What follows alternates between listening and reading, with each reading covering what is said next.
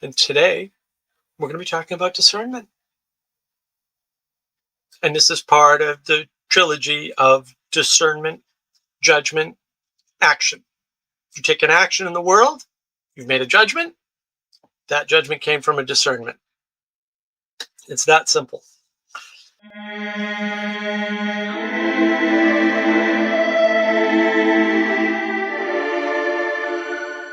So this week we're going to cover discernment. And that's something like the ability to map your senses onto your feelings, to tell that there are parts and to differentiate those parts from other parts and from the whole.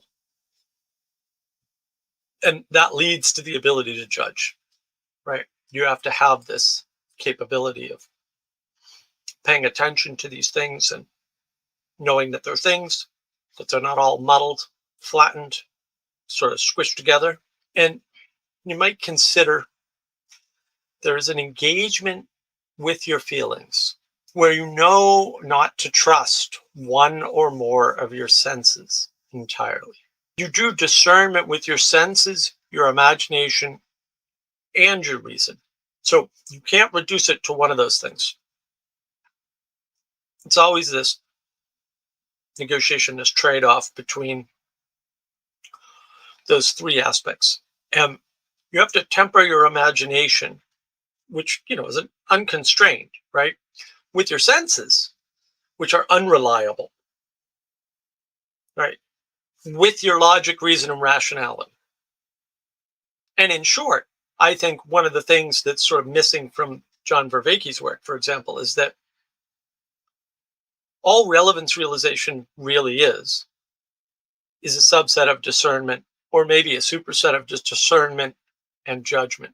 The inability to do something like recognize that someone can be nice and still hold on to boundaries, as we talked about last week, is a loss of discernment. You're just not paying attention to what's going on. And you've flattened the world or squished it into this where you either have to be nice or you have to be mean, and there's nothing in between, and you can't balance those two.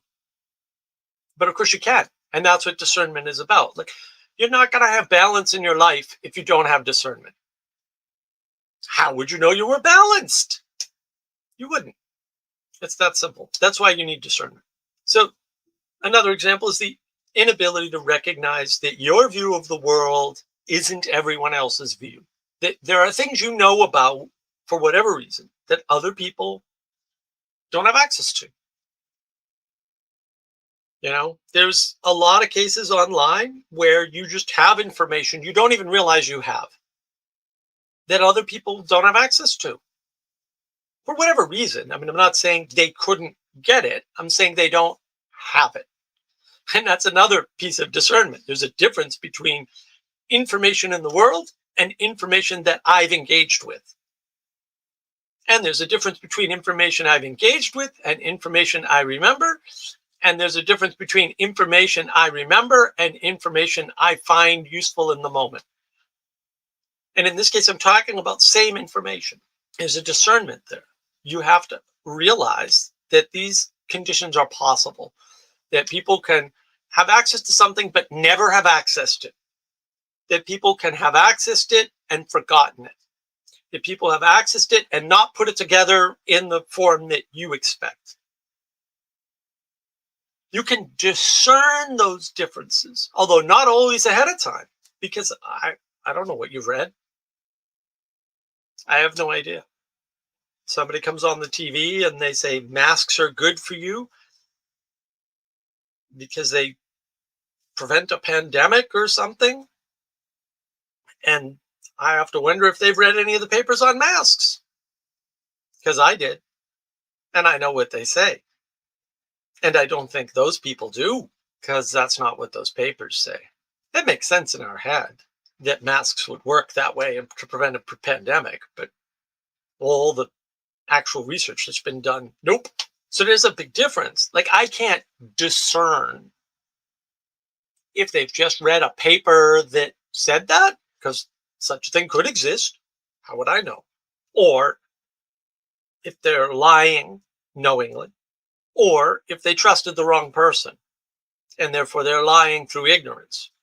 They didn't engage the information. So there's lots of possibilities. It's not a big conspiracy theory where everyone's on the same page. It's not necessary.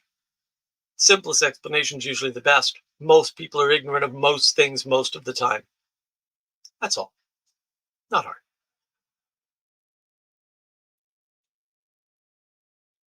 And when an event occurs that is supposed to result in something, and it doesn't, so you're assuming a boundary's been crossed, or you're assuming a reaction is going to happen, like I didn't pay my taxes and nobody busted down the door and threw me in jail, then your discernment was wrong. My political party got into power, and so now these things that they've been talking about, they're going to enact. And there's lots of reasons why that can't happen, why it won't happen. And it's not just they were lying. Like, politicians will sell you the moon.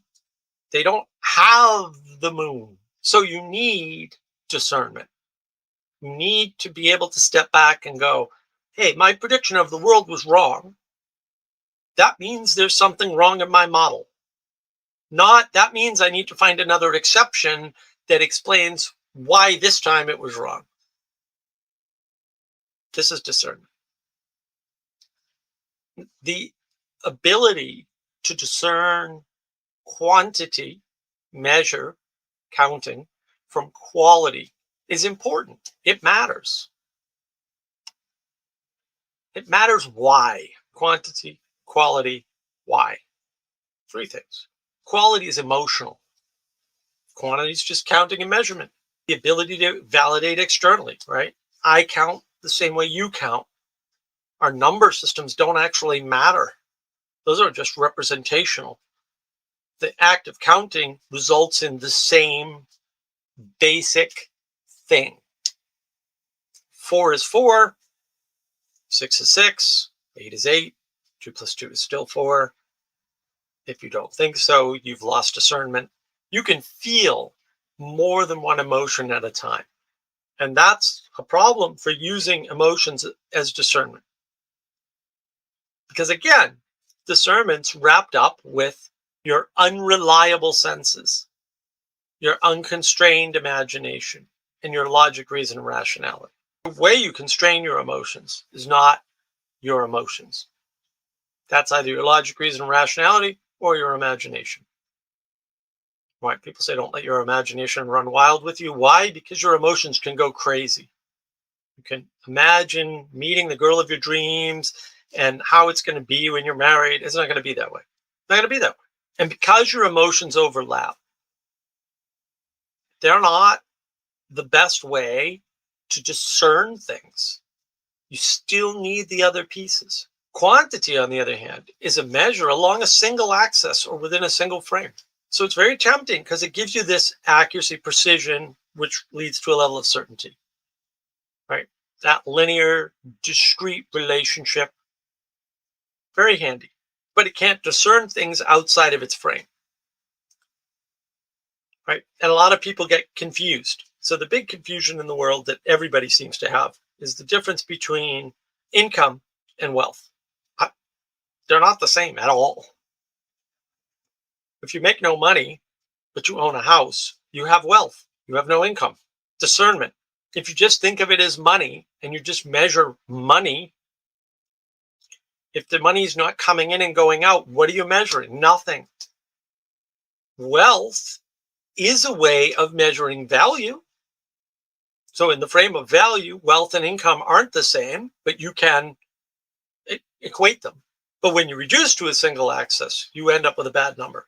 And that's one of the problems people don't realize. You know, I mean, some people point this out. Like Jeff Bezos doesn't have all the money that they say he's worth, because if he tried to sell all his stock all at once, he couldn't.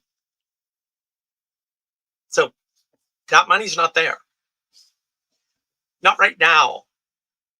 Right. So to say somebody has a certain wealth at a certain point in time, there's a little fudge in there. And you need to be able to discern that, because you're constrained by quantity to the axis or the frame that you're working in. And it doesn't work outside that frame. And if you're picking an endpoint that you're sort of relying upon, then that's going to affect your ability to discern, because you're going to ignore the boundaries and constraints which contradict your end goal. And you're going to prefer that end goal to all of the things that are coming up, showing you that that end goal is not going to work. There are conflicts, and some conflicts have to be accepted. And we need to be able to discern that. We need to be able to discern conflict and overlap. And discernment helps you to know your identities, because you don't have one identity, and you're never going to have one identity. And whatever identities you have now are going to change over time. That sucks. It's good discernment, though. When you are confused, you can jump to, I'm a banker, or I'm a programmer, or I'm a gamer, or I'm a Christian. If by identity you mean the proposition that's measurable by others, you already have a problem of discernment. Discernment's about understanding things like identity is a negotiation. You don't get to pick your own identity, because your identity isn't you. You're bigger than those identifications.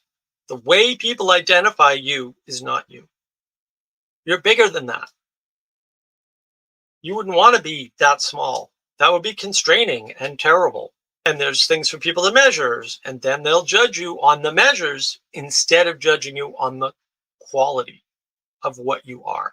You can't judge participation by quantity. I can bang in twice as many nails as you. Does that make me a better Christian and you a worse Christian? These are silly ways to think about things. But people do it all the time. Lack of discernment. The ability to define a problem is discernment. You define the problem first, then you define what you think might be a solution. Or better yet, define the problem, define what the solution to that problem would result in, then try to define a solution. Don't, and I saw this yesterday, reinvent education until you define what education is, and then define the problem, then define what the end result should be, then define your solution, then justify your solution. Why? Because maybe you can fix anything if you're willing to pay any price. Maybe that's where they went wrong in the communist regime. They didn't care about the price. We'll kill any number of people to have this fantasy in our heads enacted in the real world. Or the Sam Harris problem. I don't care how many children have to be dead for me to be right. Fair enough, Sam. But I'm still a no on that, on ethical grounds, which Sam Harris doesn't have. I mean, the idea of reinventing something that is so much older than you and larger than you on your own terms is absurd. And when we don't recognize absurdity, it's a lack of discernment. Because there's no hope of you being smart enough to reinvent education. It's not going to happen. The idea of education, the ways in which we educate people, are thousands of years old. There's distributed cognition through thousands of years of time.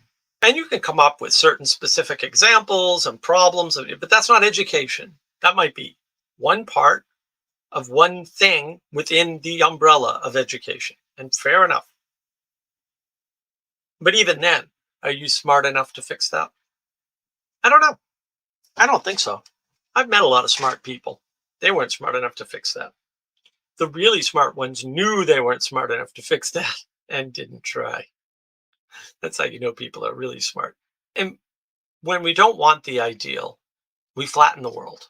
We lose the discernment of things higher, above us, outside of us. We don't understand where our boundaries are. We want the world to be smooth and perfect and flat and able to be interacted with on our own terms. Individualism. That's what we want. We want an individual world catered to us. And who doesn't want that? The problem is my individual world catered to me conflicts with your individual world catered to you. Lack of discernment. Oh, there's a place where even if I could have that, it would be a problem. Now you have to discern that line where you end and other things begin. You need to look at these endings and beginnings because it's not just nature, it's people. At some point, people that aren't you are there. And what mediates that is nature to some extent. And some people extend their boundaries to make them responsible for everybody. Right? That's an overabundance of empathy or attempted empathy. Or you're trying to encompass everything. So you bring down the higher things. You move the margin into the center. You average the numbers. You clip out the outliers. And who's defining those outliers? And this is the message of the short story Harrison Bergeron by Kurt Vonnegut. These dystopian novels are always about the same thing. The flattening of the world, the compressing of everything, the bringing of the margins into the center, the expelling of the center out to the margins. It's that flip that Jonathan Peugeot talks about so beautifully. And lots of our fears are just projection into the world. If someone has a fragile ego, they'll pretend that everybody else does and talk about them behind their back rather than confronting them. That's not because, in most cases, the person that they confront has a fragile ego. That's because they don't want to be confronted. They have a fragile ego. They don't want to face that. So they just put it on everybody outside of them. It's a lack of discernment of boundaries. People are way better with a little bit of honest pushback than some sycophantic soothing. At the end of the day, soothing makes you weaker, not stronger. So it's only appropriate, right, relevant when, and only when, you've been going too long. You've been anxious. You want people to stop experiencing something they've been overloaded on. That's when you need to soothe them. Right? When you take away their experience, their ability to experience, their participation, or the results of their participation, especially the negative results, you're taking away their agency. It's not good for them. It's not good for you. It's not good for anybody. It's not going to be good for them going forward. Not going to be good for everybody they encounter. You're just making the world a worse place by taking away those negative consequences. Evolution means very clearly that we respond better to negative feedback than positive feedback. Sorry, just is what it is. Because negative feedback is the type of feedback that tells us we're in danger for our lives. That's why you can't soothe people all the time. That's why they need a little bit of stress, but they need to be soothed when they're anxious, when they've overextended. It can't be soothed forever. You can oversoothe them. That requires discernment. There is a difference, which can be discerned, between dying for your principles and dying as your mission in which you destroy death itself. You can be Socrates. You can die for your principles willingly. You can kill yourself directly. That's not the same as dying for your mission, something outside of yourself, like destroying death. You can't choose martyrdom. It's involuntary. Socrates is not Jesus. You need to discern that. You need to know that difference. Socrates doesn't even have the suffering of Buddha or the wisdom. People don't go to Socrates and say, what should I do? They know he's not going to answer.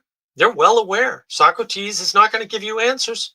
That's his whole trick, is to never make statements. He doesn't make truth claims. And on the other side of projection, we've got mimicry. And it's an issue because, again, you can't discern where you end, or at least where your imagination ends and others begin. And instead, there's an input that happened outside of you that you're reacting to internally. It's the opposite of projection. Projection is where nothing happened and you're filling the space with your imagination. taking your imagination, projecting it outward because you don't know where you end. But then you can mimic things. This is that whole thing about crowds being dangerous and mobs and all that. It's a legitimate problem. And it is the problem of mimicry. We mimic. It happens at an unconscious level largely. Not for everybody. Some people are super disagreeable. Some people just don't pay attention. Some people are both. Pirates not included, of course. And this is why empathy can be a problem. Because you're basically trying to mimic the people around you as a way of making peace or avoiding conflict. It's those negative signals that we need, though. And maybe the only appropriate use for empathy is children and not adults. When we cannot discern ourselves as adults, we want empathy, which we had as children, and that'll solve our problems, because it always did when we were children. Knowing the difference requires discernment. When is it that I need to step up and take responsibility? And when is it that I need to realize that I've been victimized and it was out of my control? These are good questions. I'm not here to solve these problems. I'm here to show you how important discernment is and give you examples of where it's missing. We should expect a distributed cognition, a cognition bigger than us. You could call it an egregore, you could call it a spirit. You can watch my various videos on that topic. I think I have 3 now. There was one live stream, got over 1,000 views. Great live stream. 3 channels, 1,000 views. Spirits and egregores. These distributed cognitions have more discernment than any individual does. That's their purpose.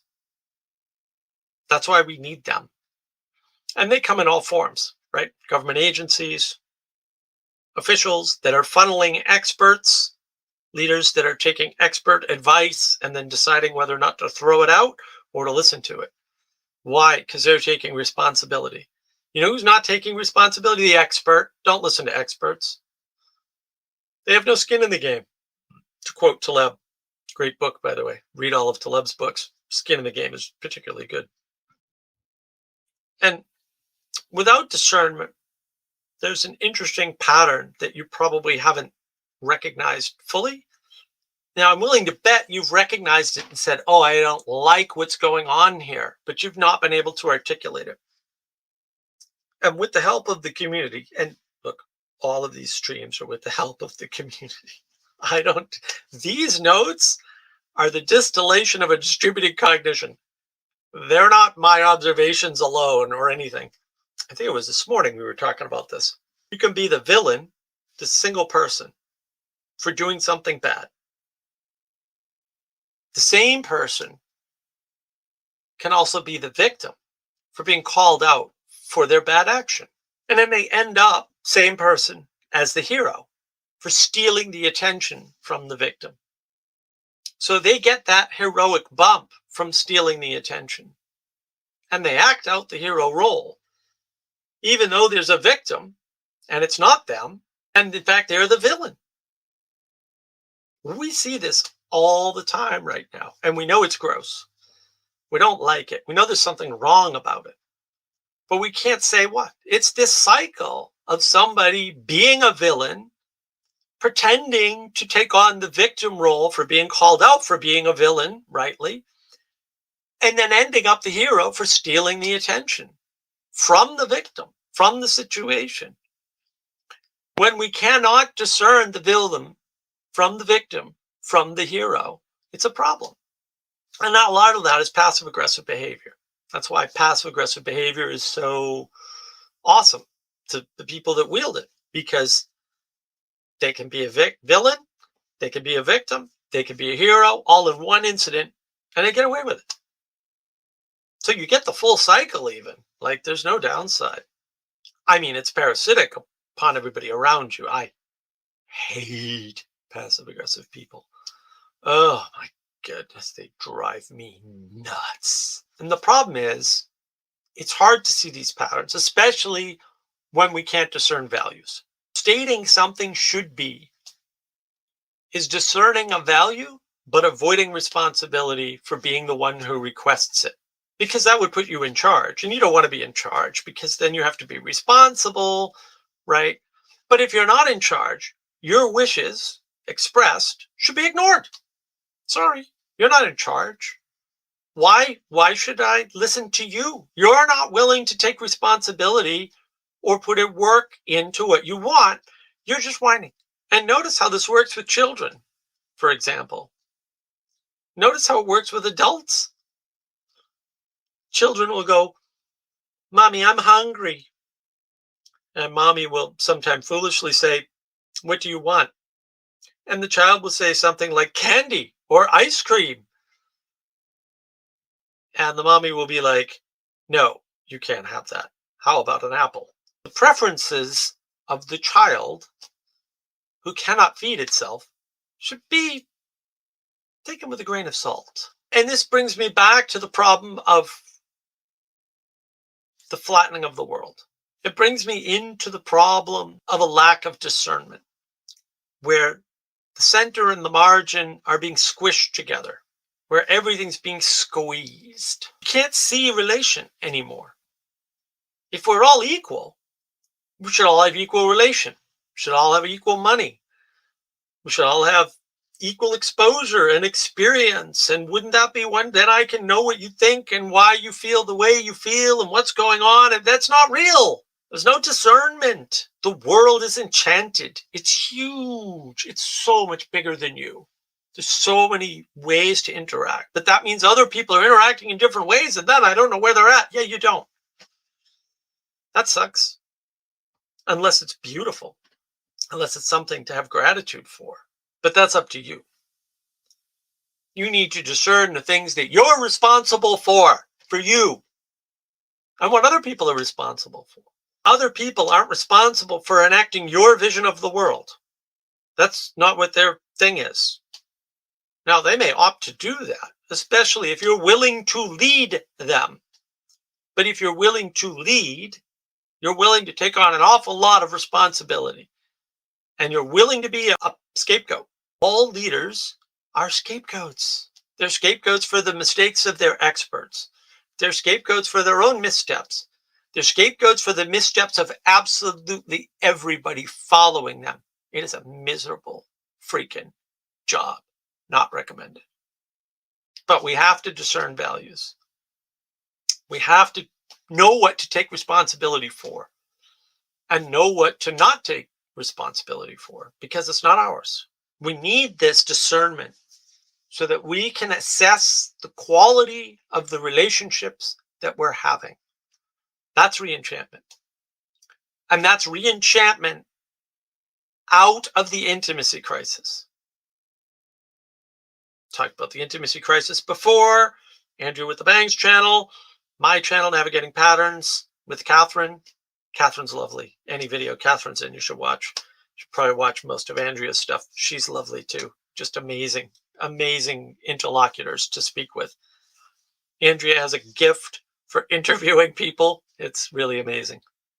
The quality of, say, a conference that Catherine puts on or an interview that Andrea does, it's not something I can quantify. There's a discernment between them. They're not the same person. They're not doing the same thing. They're not even trying to do the same thing. I can discern that they're not the same person. The way in which they channel the divine feminine energy is different. I can discern all that. Or maybe not all of it. Maybe some of it. I can discern that it's different. When you can't, or when you don't want to, that's a problem. You need discernment or the world will flatten. It will squish. The margin and the center will become mixed. For you. Maybe not for everybody else, though. Discernment. The man standing above the flog complains that he's alone because he hasn't discerned the trade-off he made. I want to be up here, enlightened, without all the noise of the city or the village. Up here, where all I see is nature. Now you're alone, you idiot. That's good once in a while. But now you're alone. How are you going to get food? How long are you going to stay up there? You can be the man above the fog. It's fine. It's a beautiful painting. I think it's subversive, and everybody who's ever looked at it should have their eyes burned out, but that's a different problem. Can you discern the absurdity of what I just said? Can you discern the difference between what people say and what they do and why that matters? I derive people's values and virtues from their actions, not their words. I ignore all their words. I'm not listening to you. You're talking to me. I'm not listening to you. I'm telling you that right now, right up front. I'm watching what you do. I'm paying attention to the tone when you speak. And now there's, shock. Well, Mark, you're the pedantic bastard that catches every word. Damn right. Because I don't want you to rely on the things you say to yourself or to others. I want you to discern the things you do in the world. That's who you are. Not what story you tell yourself. That's not who you are. That's not what you're about. It's how you treat others. If you listen to somebody and they say, here's what I believe, here are the principles I'm operating under, and then you observe them not operating under those principles, they're not principled people. It's that simple. You don't need to try to redeem them.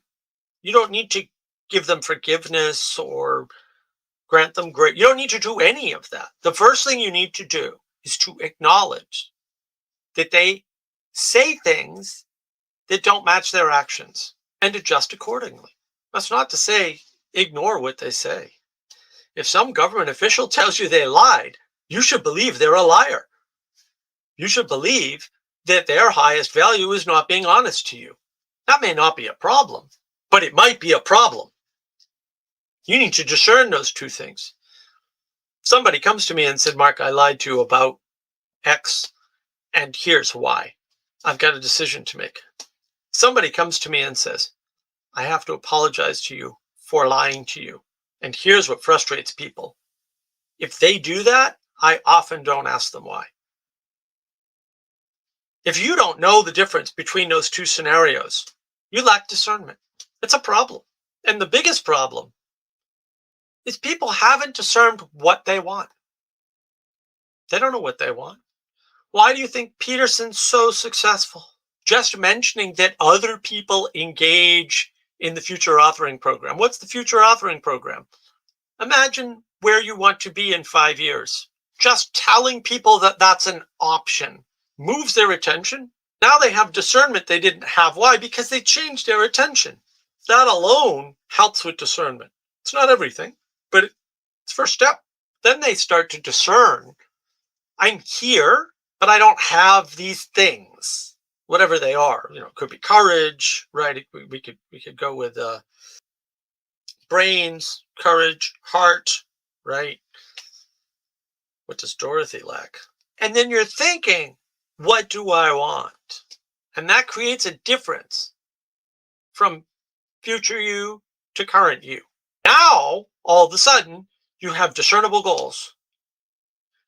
You have an end state. You have a problem state. Problem. I'm here, and I don't want to be here. I want to be here. Now you can define solutions to those problems. That's exactly what future authoring does. Just changing the attention. You don't want to take somebody's attention and say, how are you going to feel in your deathbed? You've skipped a lot there. You don't want to skip to the end. You don't want them to skip to the end. They'll get nihilistic right away. And now, I want these things. This is where I'm at.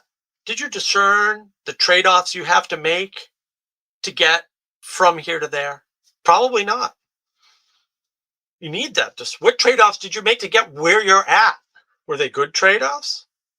Were you busy getting your PhD while your kids were growing up? That's what my father did.